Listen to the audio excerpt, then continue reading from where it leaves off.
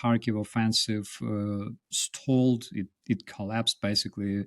It's very, very hard to take control over a major city, which Russia failed during these 2 years. Just to remind our viewers, there are 22 major cities in Ukraine under Ukrainian control, and it was like that since 2014. Since 2014, despite all their efforts, Russians didn't manage to take control over any of the major cities. Kherson was taken initially, but they lost it.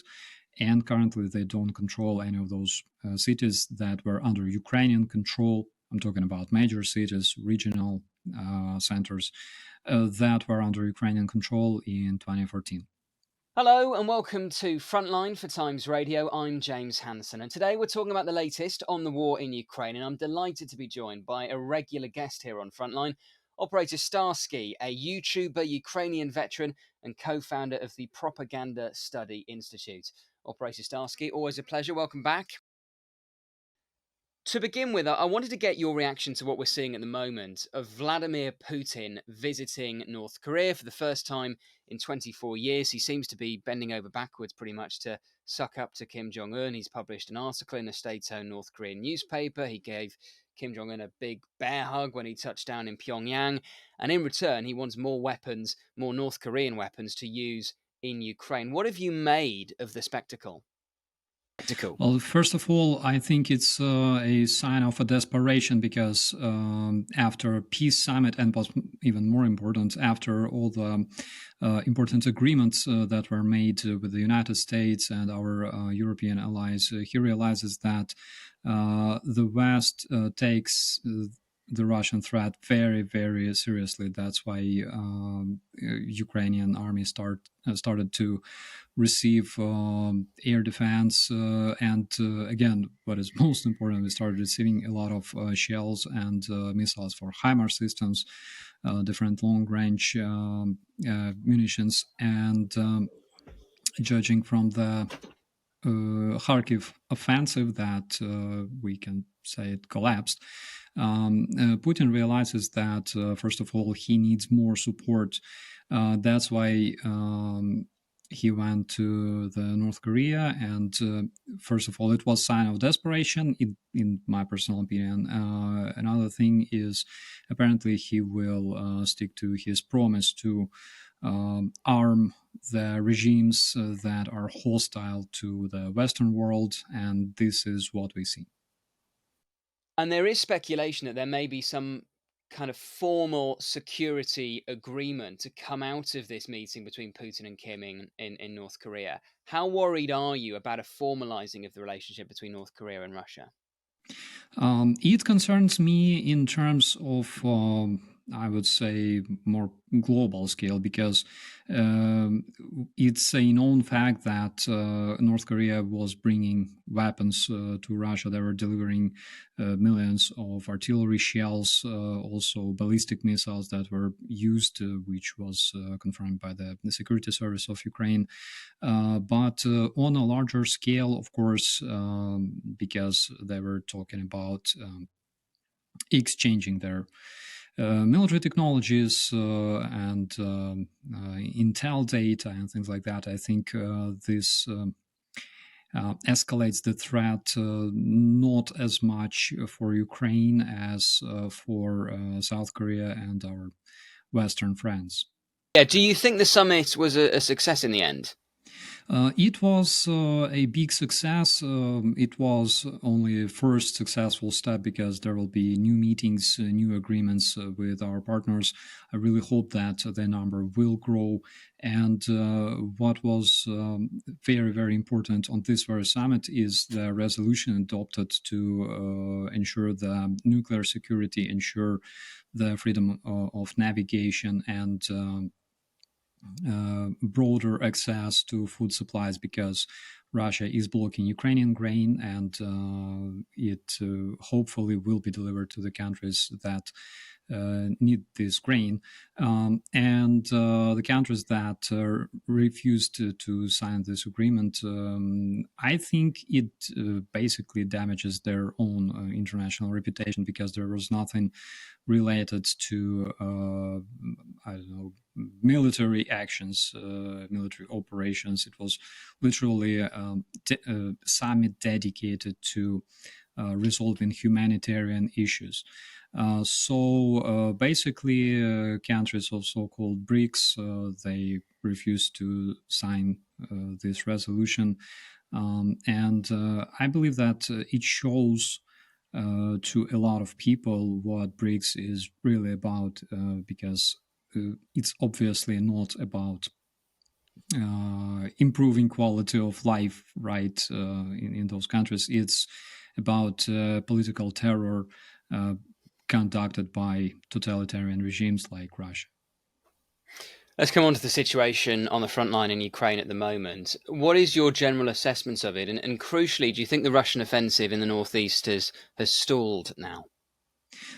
Yes, there are evidence confirming this, but today our man from the ground reported that Russians started 5 more assaults, 5 more offensives in the area of Toretsk. They had tactical success.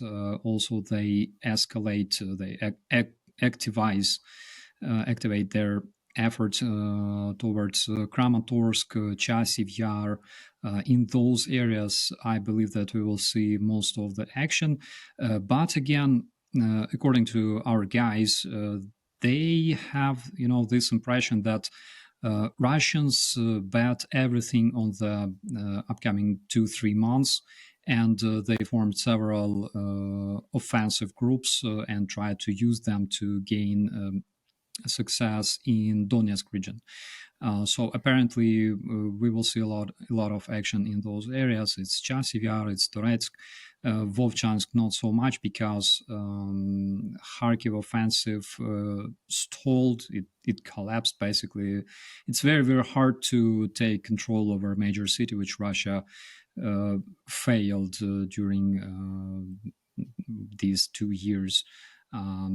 Just to remind our viewers, there are 22 major cities in Ukraine under Ukrainian control, and it was like that since 2014. And since 2014, despite all their efforts, Russians didn't manage to take control over any of the major cities.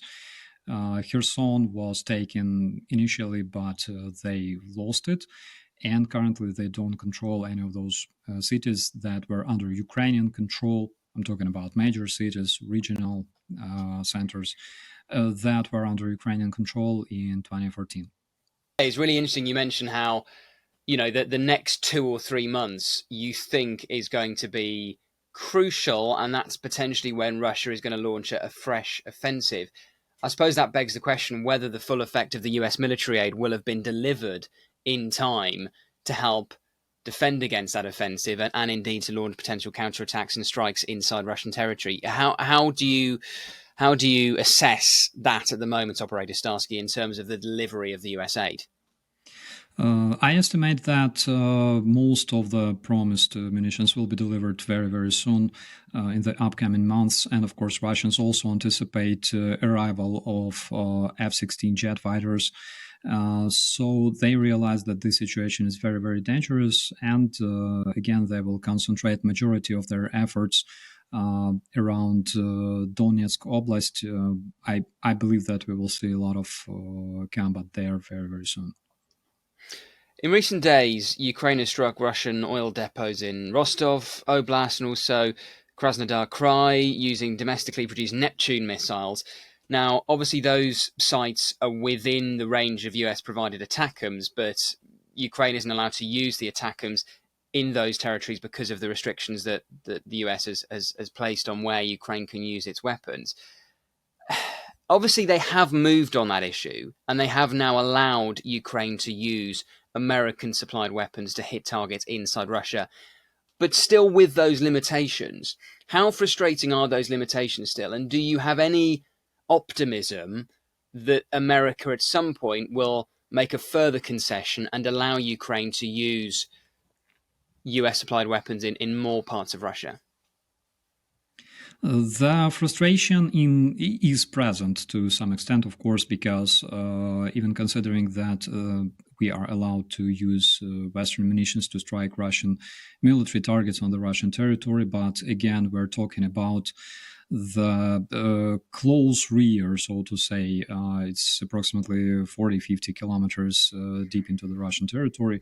Unfortunately, we require much munitions with much longer range, like ATACMS, to strike important targets. Plus, we have full intel on those targets at this point. But unfortunately, it's impossible. That's why we keep using Ukrainian produced drones. We keep using Ukrainian produced missiles as well. As for Neptune, this missile has been modified. Again, just to remind our viewers, Russian flagship Moskva 2 years ago was destroyed using just two of those missiles. We know that they are being modified. We're talking about increased range, increased warhead. But until we are given the green light to strike Russian strategic objects deep in their rear, in their operator rear, we will have to deal with increased amount of Russian invaders here on the ground. And this is very dangerous because we cannot use those missiles to eliminate Russian personnel. They're not supposed to be used like that. We are talking about destroying Russian ammunition storages and fuel storages. Currently, we don't have enough potential to do that effectively. But I hope that things will change because, again, as we can see, the support for Ukraine is only growing. More and more countries agree to support Ukraine in our fight against the Russian aggression. So I have hope that this will change as well. There's no other way. And on the Neptune missiles, do we know how many Ukraine has currently? We cannot talk about details, unfortunately, because this information is strictly classified. But we know that we have potential to produce those missiles. Again, no details on numbers, even approximate numbers. But judging from the fact that they can reach targets deep in the enemy territory, we can say that they were modified and they were tested and they do a good job. Yeah, that point about the modifications they've made is really interesting. I wanted to ask you, Operator Starsky, about Ukraine's air defenses at the moment. We had the announcement last week that the US has agreed to send another Patriot missile battery. That's obviously welcome, but it's probably not enough. I'm sure everyone would like to see more. How would you assess the strength of Ukraine's air defenses currently? Not only the United States promised to send Patriot systems, also Germany and several other allies were talking about sending additional air defense systems to Ukraine. Of course, unfortunately, we need more because Russians keep producing their ballistic missiles and cruise missiles, drones in big numbers. Even though we don't use systems like Patriots to intercept drones, but we need other measures to be able to eliminate them effectively, right? But currently, speaking about drones, we saw recent Russian drone strikes on Ukrainian infrastructure. Last week, for example, several of their drone attacks failed completely. In one case, 100% of those drones were intercepted, more than 20. In another case, there were 10 that were, again, 100% intercepted. In this regard, our air defense works well. Um, Again, drones are, even despite the fact that they are comparatively cheaper than cruise and ballistic missiles produced by Russians, of course, but they still carry enormous danger because one drone carries approximately 35-40 kilograms of explosives. It's a big mass of explosives on board. It's very bad. So they can inflict, and they did already inflict tremendous damage. According to our energy experts, um, currently Ukraine produces approximately one third of capabilities, even less than that, and we will have problems. We will have to struggle with the blackouts for the next 2 years at least because of those strikes. So hopefully the air defense will arrive to Ukraine very, very soon because, again, recent Russian visit to North Korea only proved that they will bring even more long-range weapons to destroy Ukrainian infrastructure, and we need to have something to fight that. It's interesting you mentioned the drones. I mean, throughout this war, Ukraine's use of drone warfare has been incredibly innovative. Are we still seeing that? Are we seeing all the time further innovations by Ukraine in terms of how drones are being used? Well, yes, because Russians introduce measures to intercept our drones. We have to introduce measures to, evade Russian air defense. And judging from, all those burning oil refineries on the Russian territory, and not only refineries, multiple military objects, headquarters for the Russian intelligence, and things like that.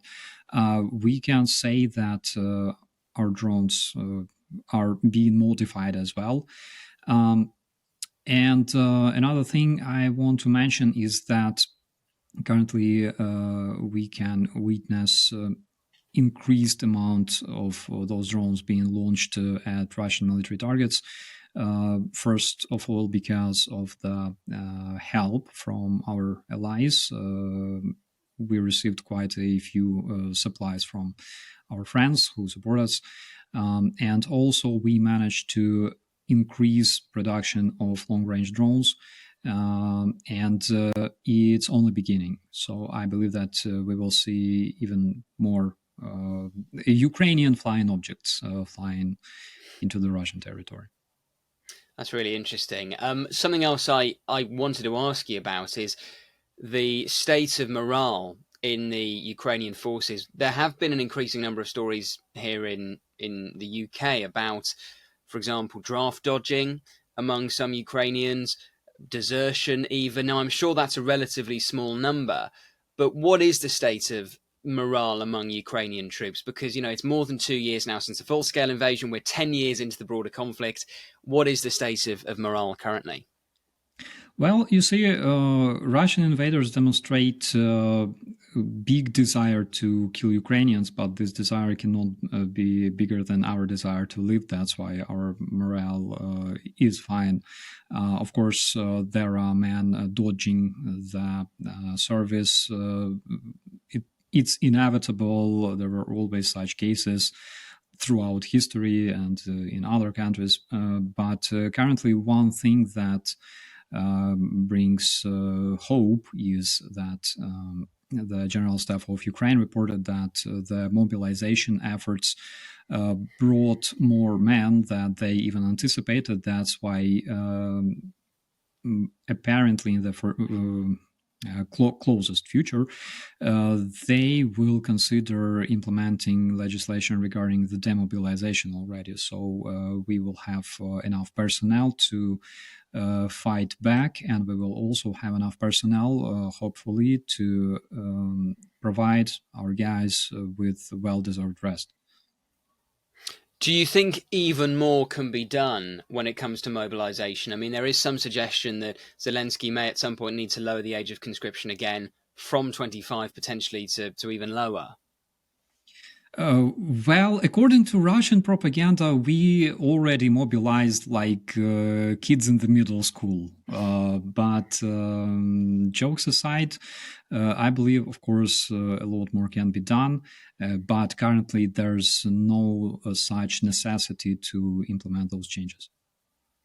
You mentioned Russian propaganda. You are, of course, the co-founder of the Propaganda Study Institute, monitoring some of the messaging coming out of the Kremlin. What is the latest you're hearing there? What are the latest propaganda lines that the Russians are trying to push? That Russia is not our enemy, and this is something they were pushing uh, intensively, I believe, for the recent 2 or 3 months.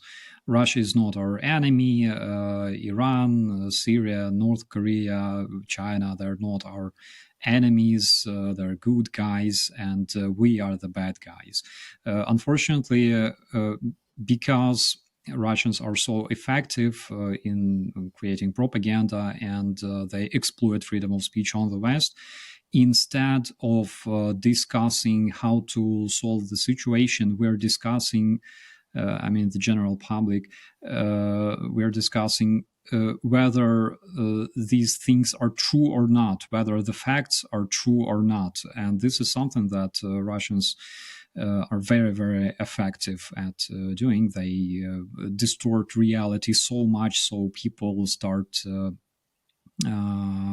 like thinking that indeed Ukrainian soldiers hit Ukrainian cities, kill Ukrainian people, because this is what we do. Whenever Russia attacks, we always have, those suicidal tendencies waking up inside of our heads for no reason.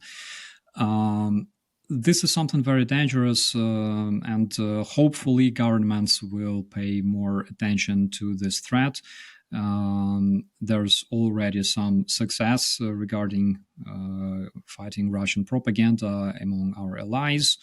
Baltic countries, Poland, they already have quite some quite some results. They have different TV shows debunking Russian misinformation. And I believe this is one of the best ways to destroy Russian propaganda, by exposing it and explaining how it works. That's really interesting. I was going to ask you that, how you think maybe what you think is the best way of dealing with Russian propaganda, and you think it is taking it head on and addressing the claims. Because some say ignore it, because if you tackle the claims head on, you are amplifying it and you're drawing more attention. But do you think you need to address the claims and debunk them almost to disprove them?